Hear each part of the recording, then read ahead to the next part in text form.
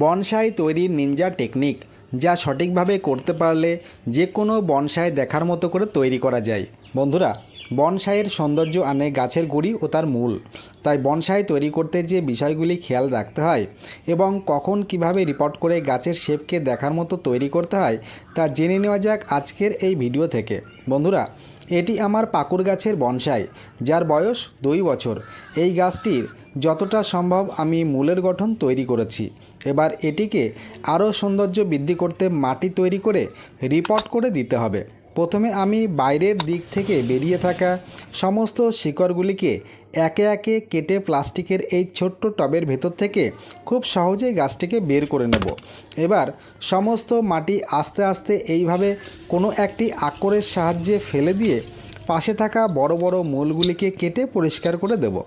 ভালো মানের বনসাই তৈরি করতে গেলে সবথেকে বেশি খেয়াল রাখা যেটি প্রয়োজন তা হলো গাছের নিচে থাকা বড় প্রধান মূলটি অবশ্যই একদম তলার থেকে যতটা বেশি করে কাটা যায় তা এইভাবে কেটে দিতে হবে।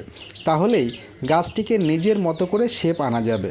এবার গাছের সৌন্দর্য বৃদ্ধি করতে গেলে বনসাই উপযোগী মাটির টব নিতে পারলে ভালো হয়। এখন গাছের বয়স 2 বছরের উপরে হলে যেভাবে মাটি তৈরি করতে হবে, 30% নিতে হবে ভার্মি কম্পোস্ট, 20% নিতে হবে পুরনো গোবর সার, 20% নিতে হবে ঘর তৈরির মোটা লাল বালি, 10% নিতে হবে গার্ডেনের সাধারণ মাটি, আর 20% নিতে হবে ইট ভাঙা ছোটো ছোটো টুকরো, আর 1 চামচ দিতে হবে গুঁড়ো নিমখোল, 1 থেকে 2 চামচ হাড়ের গুঁড়ো, 1 থেকে 2 চামচ শিংকুচি, আর 1 চামচ দিতে হবে ফুরাডন। এবার এই সমস্তগুলিকে ভালো করে মিশিয়ে নিয়ে বনসাই টবের মধ্যে এই মাটি কিছুটা আগে দিয়ে নিয়ে গাছকে বসিয়ে চারিপাশ দিয়ে মাটি দিয়ে ভরাট করে একটু চেপে চেপে বসিয়ে দিতে হবে।